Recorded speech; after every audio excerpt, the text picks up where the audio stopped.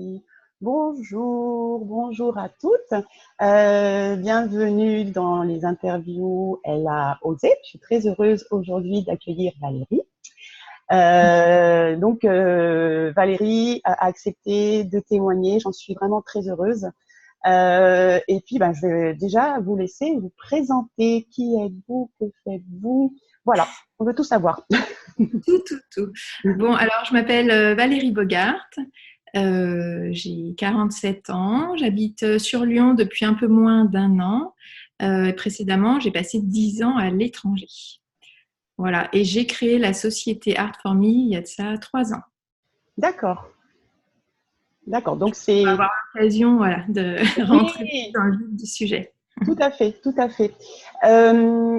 Si vous deviez vous présenter de façon, on va dire, plus intime, Oui. comment est-ce que vous vous définiriez? Alors, comment je me définirais? Quelqu'un de sensible, euh, à la fois à l'écoute et empathique, aussi créative. Quoi d'autre? J'aime faire des liens, je me rends compte, connecter les gens, connecter des idées. Je suis quelqu'un de très curieuse de nature. Voilà, pour moi, il y a pas, on met pas la vie en stop et on est toujours en train, enfin en tout cas moi, je suis toujours en train d'apprendre, de me nourrir, que ce soit par des rencontres ou par voilà des formations. Donc une grande curiosité et aussi, je pense, ouverture d'esprit. Ouais, ouais, ce qui ressort, c'est ça, la curiosité, le fait de toujours vouloir apprendre, et puis je pense ce qui ressort, le relationnel aussi, le côté humain, j'ai l'impression. Oui, tout à fait. D'accord. On Et a, je vais ouais, vous dire bonjour entre-temps. bonjour le chat. Et donc, dans votre vie, il y a eu, on va dire, plusieurs vies déjà. Et vous allez nous raconter qu'est-ce qui, dans votre parcours de vie, vous a amené à changer un peu de voie, notamment professionnelle. Qu'est-ce qui s'est passé? Ouais. Alors, c'était pas vraiment prémédité, même si finalement, quand je réanalyse ce qui s'est passé, tout fait sens. Et je suis pas arrivée là par hasard non plus. Mais j'ai eu la chance, à un moment donné, que mon mari me dise, donc ça faisait 15 ans que je travaillais pour des grands groupes, dans des postes de contrôle de gestion, marketing, etc. Et je commençais à sentir une certaine lassitude quand il m'a proposé de partir vivre au Mexique. Ah, Et je me suis dit, on n'a qu'une vie. Voilà, j'ai sauté sur l'occasion. Et de là, voilà, de fil en aiguille, je me suis dit, maintenant, qu'est-ce que je fais? Donc, ça a été aussi, à un moment donné, le temps de la réflexion, comme une espèce de bilan de compétences ou bilan de vie, je dirais plutôt, sur, mais finalement, qu'est-ce qui m'anime vraiment? Pourquoi ouais. je me lève le matin, etc. Voilà. Et au fait, comment dire, quand vous êtes parti pour le Mexique, vous avez tout lâché, c'est-à-dire, Ouais, tout d'accord, lâché. d'accord. Ah oui, on nous a dit qu'on était fous d'ailleurs. Ça m'étonne pas. Ça fait peur, hein. Voilà. Non, mais c'est vrai on avait fait l'acquisition d'une jolie petite maison 4 ans auparavant, qu'on a vendue. On est parti avec les enfants sous le bras et vraiment en se disant, voilà, une nouvelle tranche de vie et on ne savait pas vraiment où ça allait nous emmener. C'était pour une mission de 3 ans et D'accord, finalement, c'est parti sur 10 ans entre le Mexique, les États-Unis, puis l'Allemagne. d'accord. Euh, voilà. Et puis à chaque fois, il fallait se réinventer, rebondir, D'accord. enfin, oui, se recréer une vie, quoi, finalement, tout le temps. Et du coup, vous, comment vous avez vécu ça, le fait de partir, de tout lâcher? Donc, il y a eu un moment où ça vous a permis aussi de voir ce qui faisait sens pour vous, j'ai Ouais. l'impression. Et comment vous avez fait, au fait, qu'est-ce qui s'est passé pour que vous arriviez à ce que vous faites maintenant? Voilà. Qu'est-ce qui s'est passé? C'était plutôt un moment de grande euphorie, en fait, où j'avais vraiment envie de vivre cette expérience pleinement. Enfin, c'était un choix qu'on avait fait, pas avec un canon de fusil sur la tempe, hein. Donc, on y allait en se disant, on va prendre ce qui arrive et on va essayer vraiment d'en faire une expérience de vie pour nous tous, hein, pour nous quatre. Mm. Et je me suis ouverte, je pense, J'ai eu vraiment ce sentiment-là qu'il y avait la vie d'avant et la vie d'après. La vie d'avant, c'était un peu métro boulot dodo, Oui, et puis là, c'était plus, je me laisse transpercer un peu par ces émotions qui ont toujours été là, hein, mais que dans le cadre de l'entreprise, j'avais plutôt tendance à refouler. Là, j'étais plus à l'écoute de mon intuition. ouais. Donc, j'ai commencé à faire des ateliers de peinture créative. Bizarre, hein, c'est bizarre. Hein, finalement, quand j'en reparle à tous mes amis, ils m'ont dit, mais ça faisait des années que tu peignais, que tu dessinais, etc. Mais Ouais. pour moi, j'avais pas eu la petite étincelle. Et voilà, je me suis formée à la photographie et très naturellement, je me suis mis à peindre. Et puis, ça a commencé à intéresser, puisque moi, j'étais dans l'humilité aussi je me trouve moi-même, mais j'avais pas conscience que j'étais en train de construire ce qu'allait être mon nouveau chemin de vie professionnel. Ouais. C'est très intéressant ce que vous dites parce que, au fait, moi j'ai l'impression que quand on fait des choses sans, on va dire, un but précis, ou vous voyez, quand on fait des choses sans se dire je fais ça pour avoir ça, vous voyez, j'ai l'impression que là, du coup, c'est comme si on ouvrait en nous quelque chose, des vannes, et comme on n'est pas dans l'attente, au final, on ne met aucune barrière. Donc j'ai l'impression que c'est un peu ce qui Mais s'est passé. c'est complètement ça, en fait. Enfin, parce qu'en préparant un peu l'entretien, je me suis posé la question et c'était le sentiment d'une espèce de force intérieure, de vitalité, ouais, d'élan, élan de vie, élan créatif, où j'étais pleinement moi-même et je m'autorisais les choses que je n'aurais pas fait précédemment. Donc, ce sentiment vraiment d'oser, il était là parce que finalement, j'avais aussi envie de m'amuser. Enfin, voilà. Mais comme C'est vous dites, important. c'était pas prémédité. Je pense que si j'avais voulu tout de suite me dire je me lance dans un nouveau job ou une nouvelle entreprise, je me serais peut-être mis toute seule des freins. Et à ce moment-là, non, j'en avais pas. Voilà. D'accord. Non, mais je pense que c'est dans ces moments-là où, quand on lâche complètement, du coup, on ouvre vraiment le flux. Ouais. Le flux, J'avais un peu l'impression de retrouver la petite fille. Ouais, c'est ça. C'est son âme d'enfant et son énergie à pas trop se poser de questions et faire un peu les choses comme on les sent. ouais, ça c'est super.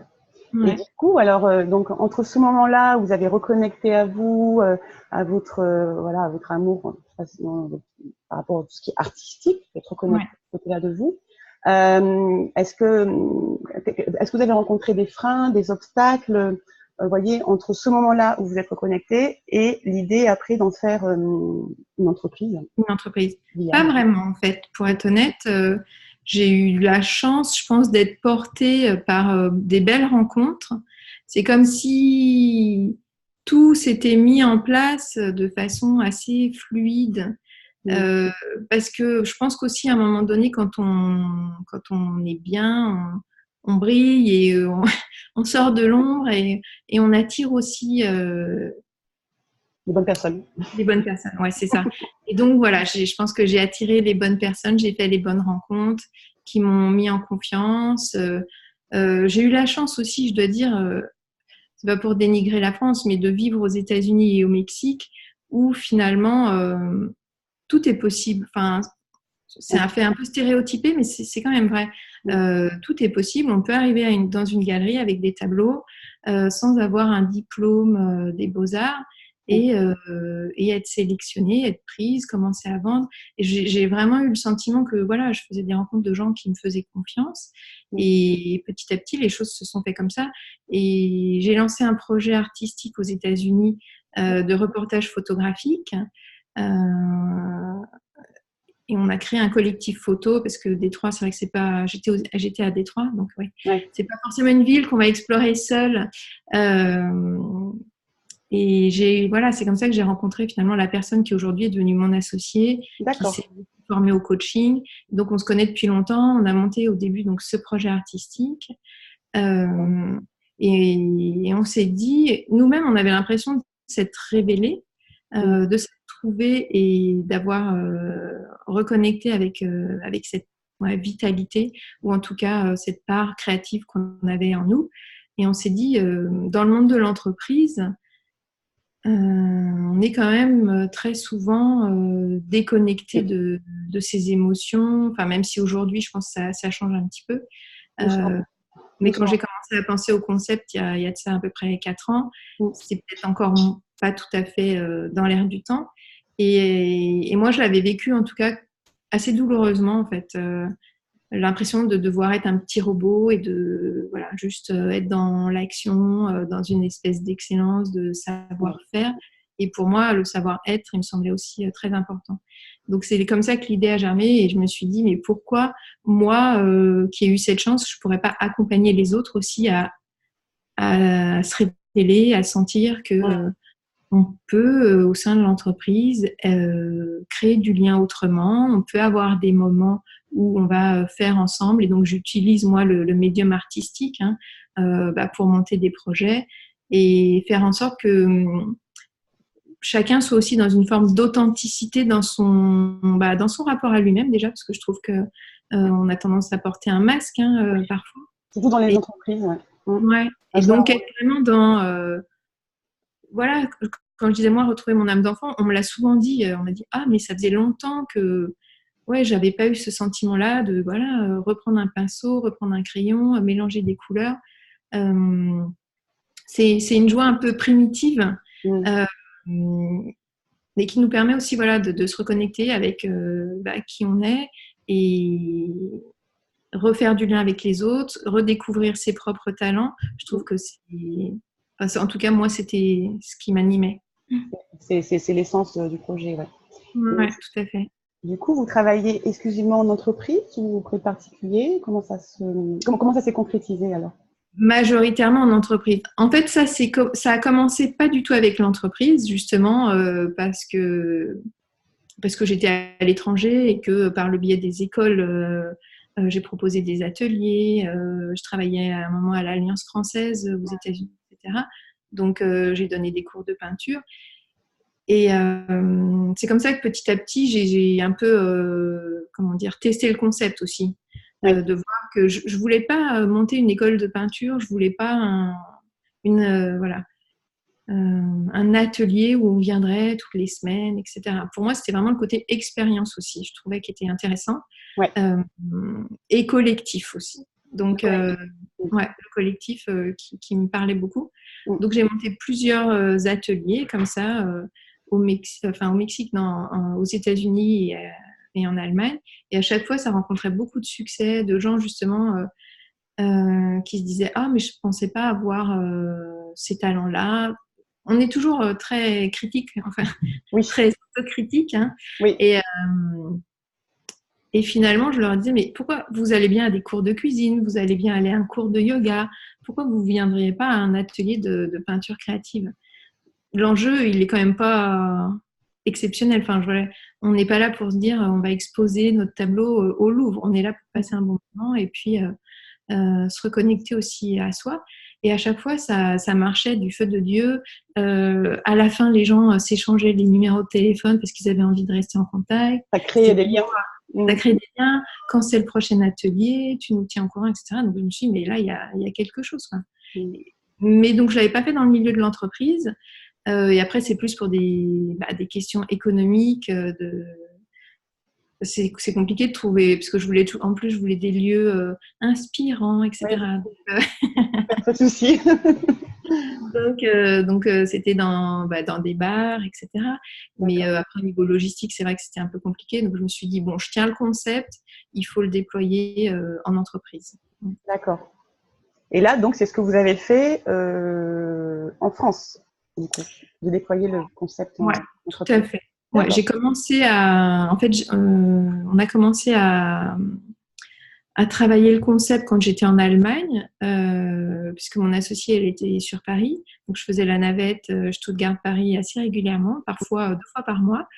Et puis, on a eu la chance d'être aidé par une couveuse d'entreprise, donc qui a aussi un peu mis les choses sur des rails, en nous faisant rencontrer des financiers, des juristes, pour essayer de cadrer aussi un petit peu le projet. Et puis, c'est comme ça qu'on a eu nos premiers clients sur Paris. Et depuis que je suis à Lyon, j'essaie de développer aussi la clientèle sur Lyon, la prospection. D'accord. Moi, ce que je trouve très intéressant dans ce que vous dites, c'est d'avoir, il y a une phase un peu où j'ai l'impression que vous avez un peu testé le projet. Ouais, c'est clair. Et ça, c'est bien. Et puis aussi, d'avoir vu qu'il y avait ce besoin aussi, comme vous dites, je pense vraiment que souvent les personnes ne réalisent pas les talents qu'elles ont, les potentiels qu'elles ont.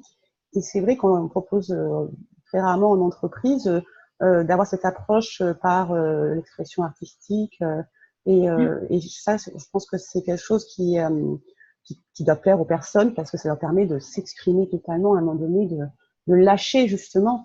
Et, Ouais. et de découvrir en elles des potentiels qu'elles n'exploitent pas en entreprise parce qu'elles pensent qu'il faut se conformer un peu à certaines normes. Oui, Donc, oui. voilà, quoi, je trouve que, Bah, il y a une forme de, comment on peut dire, d'habitude, quoi. Ouais.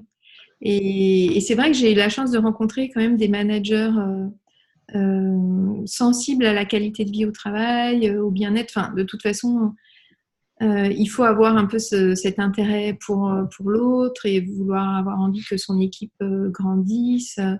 On parle beaucoup quand même aujourd'hui d'agilité, donc permettre aux gens de s'adapter à un monde qui bouge, bah, c'est aussi leur donner des clés. On peut pas juste, ça peut pas être une injonction, oui. tiens, à partir de demain, sois agile, sois Mm. responsable.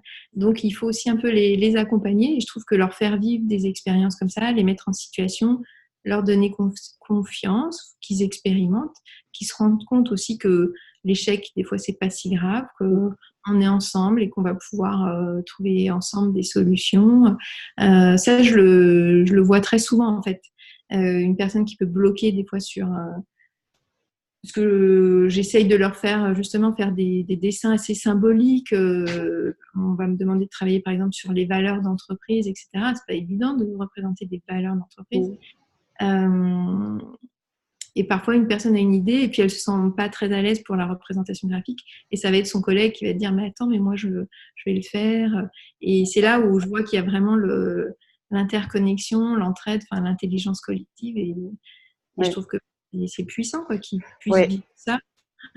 Surtout, je pense que ça correspond à un besoin parce que moi, j'ai l'impression qu'aujourd'hui, les personnes se posent beaucoup de questions par rapport justement au bien-être au travail, par rapport au sens aussi au travail. Et j'ai l'impression que maintenant, c'est vraiment pour moi, les choses bougent, évoluent en permanence, et je trouve que ce que vous faites, ça va vraiment dans cette évolution.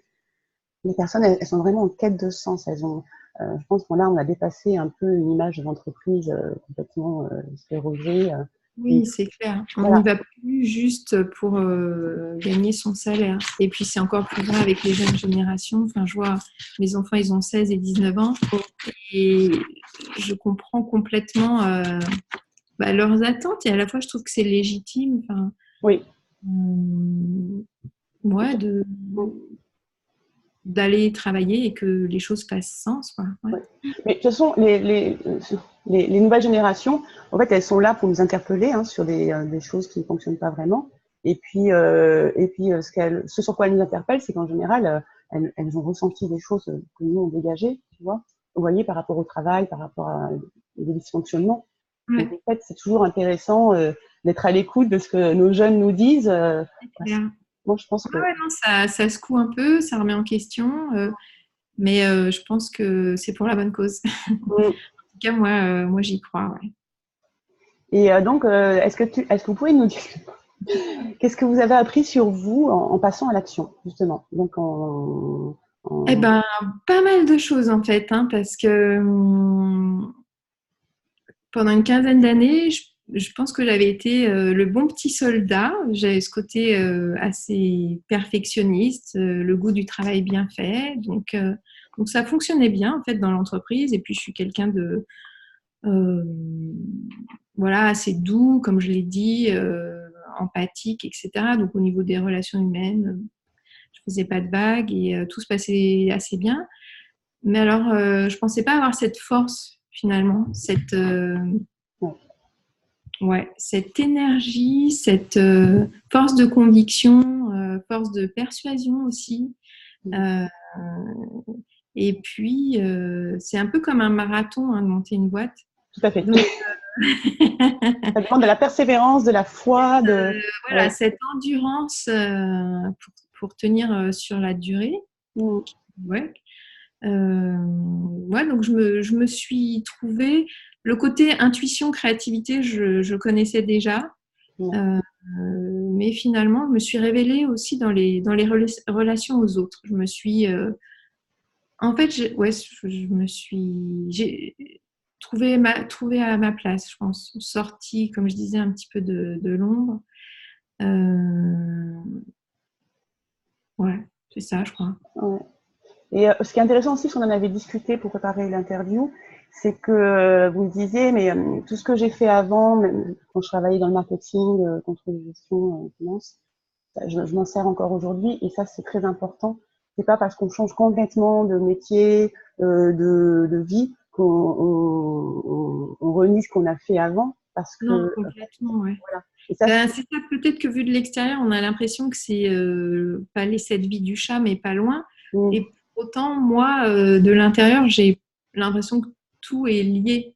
mm, Enfin, je vois un fil rouge partout, le côté stratégique, le côté tout à fait. ouais, connecté, le marketing, bah, le passage du chat, désolé. Pas de souci.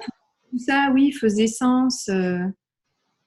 C'était juste qu'à un moment donné, j'avais pas encore tout Alors, mis en lumière, tout interconnecté vraiment dans ma tête, quoi. et peut-être moi j'ai l'image d'un puzzle qui vient. C'est comme si à un moment donné, il y a tout qui s'imbrique. Ouais, c'est ça. C'était déjà là. Tac, Ouais, tac. c'est imbriqué, ouais. Et ça, Et c'est ouais. magique ces moments-là parce que c'est comme si tout se mettait en place. Alors ça veut pas dire que c'est facile. Hein. Moi, je dis toujours ça. Ça veut pas dire que c'est facile, Ah mais non, non, c'est pour toutes comme celles si, qui nous écoutent, c'est pas toujours facile. voilà, c'est pas facile, mais il y a une certaine fluidité, une certaine simplicité. Moi, je trouve. Et après, ça demande, je le répète encore, la persévérance, persévérance, persévérance. Voilà, il faut vraiment s'accrocher. Oui, oui, oui, c'est clair. Mm. Non, mais par contre, c'est vrai que vous m'aviez posé la question enfin, est-ce qu'il y a eu un frein, etc. Et en fait, non, les choses se sont faites de Mm. façon fluide. Ouais. Parce qu'en plus, je pense que, encore plus au démarrage du projet, euh, c'était, enfin, je pense que je suis pas la seule à vivre ça, parce que je vois beaucoup d'auto-entrepreneurs, justement, on essaye beaucoup de s'entraider, de faire du co-développement, etc. Et je sens que tout le monde a cette espèce d'énergie, de se dire, c'est pour moi, quoi. Ça y est, je sens que j'ai trouvé mon projet. Donc, c'est pas tant le démarrage, je trouve, qui peut être compliqué, c'est peut-être plus justement à la longue, quand on a passé l'excitation du début, que, comment dire, moi, je suis portée par la nouveauté et euh, j'aime pas trop la routine, j'aime pas répéter, m'embêter. Donc, Mm. c'est plus à ces moments-là que, voilà, là, ça fait 3 ans que la boîte, elle est créée, où je me dis des fois, tiens, qu'est-ce que je pourrais changer? Comment on pourrait continuer à aller plus loin, etc. Voilà. Ouais. Ouais. Et alors, et par rapport, donc, par rapport à ce choix que vous avez fait aujourd'hui, est-ce que vous avez des regrets? Non, pas du tout de Non. regret. Ça, c'est clair. C'est pas, c'est pas simple hein, pour autant, mais ce sentiment de liberté, bah, il m'animait vraiment profondément. Après, enfin, je pense qu'on est tous différents, donc je suis pas du tout en train de dénigrer le monde de l'entreprise. Mais pour moi, c'est vrai que non, pas de regret. D'accord. Et, Mm. euh, et comment vous vous sentez aujourd'hui? On en a parlé un peu, mais... Aujourd'hui, ben, j'ai l'impression d'avoir la chance d'avoir eu cette opportunité justement de me trouver. Mm. Donc ça, je me sens reconnaissante face à je sais pas qui, au monde, mais en fait aussi face à moi-même, hein, je crois. C'est important. D'avoir, ouais, mais d'avoir un petit peu surmonté mes peurs, même si il y a toujours des peurs qui sont là. Hein. On a toujours peur de pas être légitime, voilà. Mais je trouve que la mise en mouvement, elle est bénéfique. J'ai le Mm. sentiment vraiment d'être à ma place. Et aussi, je me rends compte que j'attire des gens, j'attire des projets. Donc, je me dis, bon, ça va. Enfin, l'envie, elle est toujours là. Voilà. D'accord. Donc, Et je suis contente. ouais, donc c'est plutôt positif. Ça se Pas ressent. positif. Ouais, ouais, ouais. Et là, actuellement, quels sont les projets qui vous tiennent à cœur, qui vraiment... Alors, les projets qui me tiennent à cœur, c'est bah, finalement, comme je vous disais, au bout d'un moment, on se dit peut-être qu'il y a des évolutions à apporter quand même au concept. Je me suis rendu compte que moi, je me nourris beaucoup des rencontres et des interventions que je fais. Je suis toujours, je ressors de là complètement dynamisée, mais avec la frustration des fois de me dire ah mais je vais pas les revoir ou j'aurais aimé poursuivre un peu cette conversation avec eux, voir comment chacun au sein de l'équipe va continuer à évoluer. C'est comme si des fois on avait mis des petites graines et puis on n'était pas là pour voir comment elles vont être arrosées, etc. Donc cette envie d'être plus dans un accompagnement durable, parce que c'est vrai que pendant un atelier, en général, on travaille sur une demi-journée. Moi, je suis en position un peu méta de facilitateur et je vois beaucoup de choses qui se passent. Et ouais, c'est un peu frustrant de se dire, je pourrais aller plus loin. Et donc, on a monté avec mon associé coach des modules de formation, justement pour travailler sur ce qu'on appelle les soft skills, donc qui sont les compétences, on va dire, de savoir-être relationnel sur la gestion des émotions, comment mieux communiquer, accepter la différence, enfin, qui sont des vrais sujets. Je vous parle aussi d'agilité, de leadership. Et voilà, et en fonction de tout à chacun, l'idée, ce serait ça, finalement, de continuer à accompagner, pas forcément l'équipe dans sa globalité, mais certains individus plus durablement. Plus sur le long terme, on va dire. Sur le long terme, ouais, voilà, pour pouvoir réintervenir au bout d'un mois, au bout de 3 mois. Et puis, comme nous, notre propos, c'est toujours de faire vivre une expérience. On les incite toujours à se dire quel va être le premier pas, qu'est-ce que vous allez continuer qu'est-ce que vous allez faire pour vous faire grandir vous-même. Et des fois, j'aimerais bien savoir qu'est-ce qu'ils ont fait. Et voilà. Ouais. Mais ça, c'est super intéressant ce que vous dites. Le fait, moi, je suis assez d'accord que quand on monte son entreprise comme ça, surtout dans l'accompagnement, il faut laisser la porte ouverte en se disant, OK, ce temps-ci, je mets telles actions en place, telles actions, mais ça peut évoluer vers autre chose, même si maintenant, je ne sais pas vers quoi ça va évoluer. Voilà, de pas se fermer des portes en se disant non, c'est comme ça, je vais faire telle prestation. Vraiment avoir cette ouverture parce que du coup, vous restez à votre écoute, comment vous voulez accompagner les personnes. Et ça, c'est très riche, le fait de s'écouter et après de voir comment vous pouvez le concrétiser. Là, par exemple, vous proposez maintenant une prestation sur plusieurs séances. Tout à fait, ouais. Ça, je pense que c'est essentiel aussi. Pas se couper tout seul, se censurer, et retourner. C'est certain. C'est sûr qu'entre l'idée du départ et ce que c'est devenu aujourd'hui, la société Artformy, elle a déjà pas mal évolué en 3 ans. Je sens que, en fait, c'est aussi le propos, hein, on s'adapte, le monde bouge, nous-mêmes, nos envies aussi évoluent, on monte en compétences. Donc, il y a des choses que j'aurais pas osé faire il y a 3 ans. Aujourd'hui, je me sens plus à ma place et légitime aussi pour le faire. Et puis, en fait, paradoxalement, ça vient des autres. Les autres viennent à moi aujourd'hui pour me dire tu as cette expertise en créativité, pourquoi tu ne me formerais pas à des outils de pensée visuelle, au mind mapping, etc. Et du coup, je me dis tiens, mais oui, j'aurais pu y penser moi-même, mais c'est vrai que je ne l'avais pas fait. Et c'est comme ça que les autres viennent aussi nous tirer, nous rappeler qu'on peut faire ça. Je pense que ce qui est parfois surprenant et un peu drôle, c'est que on a nos propres zones de compétences. Pour nous, c'est un peu fluide et simple. On ne se rend pas forcément compte que c'est des fois des petits trésors et qu'il faut savoir les exploiter. Oui, pour nous, c'est comme si c'était de l'acquis, mais on ne se rend pas compte que ça peut être vraiment quelque chose qui peut apporter aux personnes qui en accompagnent. Oui, c'est ça. Et c'est intéressant ce que vous dites par rapport à ce que les personnes vous renvoient, parce que aussi, parfois, c'est difficile, on ne se rend pas compte nous-mêmes de ce qu'on peut dégager, de ce qu'on peut apporter. Et je trouve qu'il est très intéressant, ce rapport avec ce qu'on peut nous renvoyer, et c'est important de le prendre en compte parce que ça donne des idées. Et puis, ça se fait, je trouve que l'accompagnement aussi, c'est un échange aussi. Oui, tout à fait. Voilà, celui qui accompagne, c'est pas celui qui sait tout sur tout. On apprend énormément avec les personnes qu'on accompagne. Moi, en tout cas, j'apprends énormément des personnes que j'accompagne. Chacun grandit. Chacun grandit, donc c'est vrai que c'est Et puis cette idée de mouvement, on est tout le temps en mouvement. Et comme vous dites, les entreprises sont en mouvement. Et je trouve que de prendre en compte cette notion de mouvement, c'est tellement important et rafraîchissant, entre guillemets, parce que je trouve qu'on est dans une société où souvent on veut tout bloquer. Tout bloquer pour être dans un espèce de confort, parce qu'on a peur que si ça bouge d'un iota, qu'est-ce qui se passe? Un peu peur, mais en plus, moi, c'est mon sujet, sortir du cadre, oser être créatif. Mais je me rends compte que il faut aussi, des fois, le petit cadre, il est nécessaire, il est Oui. salutaire, et voilà. Non, mais c'est sûr que le cadre, il ne faut pas être prisonnier du cadre. Il faut Ouais. un juste milieu. Mais voilà, des fois, c'est ça, proposer Ouais.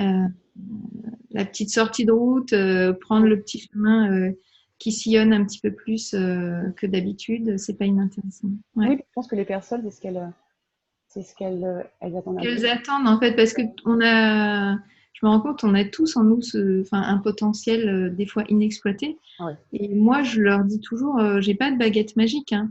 Donc au final, je vais essayer de vous amener à vous révéler, mais c'est vous révéler. Oui, tu les accompagnes, mais c'est elles qui vont faire tout le chemin, tout le travail. Pardon, et vous êtes là pour. Déjà ça en elles. Ouais. Excusez-moi. Et si vous aviez un message à faire passer donc aux femmes qui nous regardent, qui vont regarder cette. Alors, chers amis, eh ben, écoutez-vous, et osez. Ouais. Si vous vous réveillez le matin avec la boule au ventre, si vous sentez que c'est pas à votre place, qu'il faut que ça bouge, osez vous faire confiance. Finalement, la peur, c'est la pire ennemie. Et puis, elle nous bloque sur place. On est figé et on fait rien. Le temps passe et on regrette. Et 6 mois après, on n'a pas avancé. Ouais. Mais, donc, moi, ce serait plutôt ça, l'invitation à aller explorer ce chemin. C'est vrai que je comprends, des fois, il y a des raisons financières. Donc, faut pas on n'est pas au pays des bisounours. Hein, familial. Pour les femmes, c'est souvent aussi etc. l'aspect familial, l'aspect financier. Elles veulent pas tout bousculer, elles veulent pas. C'est compréhensible. Mais il y a peut-être des façons de faire progressives. Mais justement, c'est intéressant, ça, vous, par rapport à ça. Par exemple, une femme qui a envie, qui sent qu'il faut qu'elle ose quelque chose, mais qui a peur parce qu'elle n'a pas envie de voilà, tout faire exploser ou que ce soit trop compliqué. Voilà, quel conseil vous lui donneriez au début, justement, pour un peu dépasser ces appréhensions beaucoup. Déjà, c'est exprimer son envie. Enfin, pas que ça reste dans sa tête et que ça tourne en boucle comme le hamster dans la roue. Mais finalement, je me suis rendu compte que c'est en parlant aux autres de mon projet, de mes envies, que j'ai trouvé des alliés potentiels, des partenaires. Et quoi de plus rassurant que de co-construire ou d'essayer ensemble.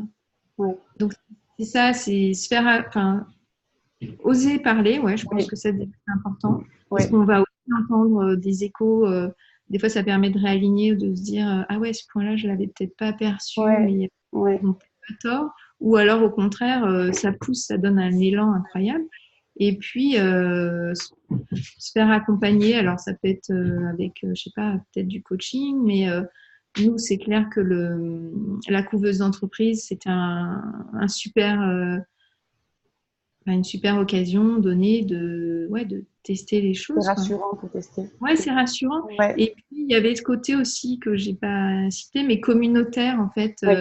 On était plusieurs dans notre couvée, voilà, zen, et on se voyait régulièrement, on allait aux mêmes ateliers, et assez rapidement, on finissait par s'envoyer des messages, t'en es où, t'as fait quoi, on se prenait des cafés ensemble. Et je trouve que c'est sympa ce temps aussi de partage. Pas rester isolé. Oui, c'est ça. Je trouve que c'est très fort ce que vous dites, le fait déjà de le verbaliser. Parce que souvent, on va avoir tendance à garder en soi voilà, ces choses-là. Et du coup, comme vous dites, ça va un peu tourner, on va arrêter de. Et le fait de verbaliser, ça, en fait, on va réaliser en parlant à des personnes qu'elles vont nous renvoyer des choses et au fait, on risque d'être étonné parce que les personnes vont nous renvoyer. Ouais, c'est ça. C'est un peu l'idée du pitch là. Enfin, ouais, je trouve que c'est pas mal. Et puis on se rend compte que si c'est pas clair, c'est peut-être que c'est pas bien clair dans notre tête. Enfin, ça fait Ouais. avancer, je trouve. Hein. Ouais. Donc déjà, donc la première étape, je me conseille, oser le verbaliser. Voilà. Ça, c'est pas trop compliqué. Non, non. En fait, Enfin, ouais, oui, c'est peut-être compliqué, mais je veux dire, le premier pas. c'est très simple, au contraire, c'est concret et je pense que ça peut aider les femmes, voilà, de Ouais, oser le verbaliser, voilà. tout à Voilà. fait. Déjà, oser se le dire à soi-même, déjà, oser se le dire, ben moi, en fait, là, j'en ai marre, ou je voudrais changer ça. Et une fois que ça te dit, extérioriser. Parce que Tout à fait. C'est je un pense bon aussi, début. ouais, et je pense que ça l'ancre dans la matière aussi. Ça reste plus quelque chose dans notre tête, dans notre, Ouais. voilà. Après, moi, je suis férue de pensée visuelle, etc. Donc, poser les choses sur des dessins, Oui, etc. c'est intéressant. Ouais, Ça aide aussi à la prise de recul et la prise de conscience ouais, de ouais. certaines choses. Mm. Et moi, je fais aussi avec l'écriture. Ça peut, Ouais, donc voilà. voilà. Mais pour moi, l'écriture, c'est pareil. À chaque fois, la personne que j'accompagne, je leur dis écrivez, écrivez, écrivez, parce que voilà, ça manque dans la matière. On va dire, c'est la première étape pour la réalisation pour moi. Ça devient un peu concret. Ouais, c'est ça. Exactement. Bon, ben, merci pour ce bon conseil. Et si vous aviez quelque chose à rajouter pour clore cette interview? Eh ben, déjà, je vous remercie de m'avoir donné la parole parce que voilà, j'ai osé aussi. Je me suis Ah posé oui, la question dans quoi tu t'embarques. Mais je sentais que c'était, ouais, j'avais envie, je pense, de revenir sur ce parcours de vie et ces peurs, mais aussi cette force. Et puis, en fait, c'est vraiment le prolongement de ce que j'essaye de faire avec mon entreprise, ouais, donner aux gens l'envie de tester, l'envie d'oser, d'expérimenter. ouais, Donc, tout à fait. faites-vous confiance, Mm. suivez votre intuition. Ouais. C'est les petites choses, là, les petites vibrations, les émotions, Ouais. etc. C'est pas là pour rien. Et puis, Ça nous parle. ouais. Et je pense aussi qu'il ne faut pas essayer d'être parfait. C'est ça qui me vient, là, faut arrêter d'essayer d'être parfait parce que on est imparfait, c'est très bien comme ça. C'est ça. Accepter l'échec. Accepter l'échec, accepter voilà, de se tromper, mais Oui, puis après, ça marchera pas forcément, mais c'est peut-être pas ce projet-là qui va marcher, mais oui, c'en est peut-être un deuxième. Enfin, ouais, ouais, mais se mettre en mouvement, ouais, faire avancer un peu ouais, les choses, vraiment, si on sent que c'est important pour soi. Ouais. ouais, tout à fait. Ben, merci Mhm. beaucoup, Valérie, pour ce beau témoignage. François. Je vous remercie vraiment d'avoir accepté, de me faire confiance. Et merci pour ce témoignage qui, je suis sûre, va inspirer les femmes qui vont le regarder. J'espère bien. Et Merci à vous pour. ben, avec grand plaisir. Et puis, pour le projet Longue Vie, Ouais, croise les doigts. je mettrai les informations sous la vidéo, voilà, pour les personnes qui voudraient en savoir un peu. Ouais. Ok, c'est gentil. Merci. Et un grand merci. Au Au revoir revoir Valérie. à tous. Au revoir. Merci.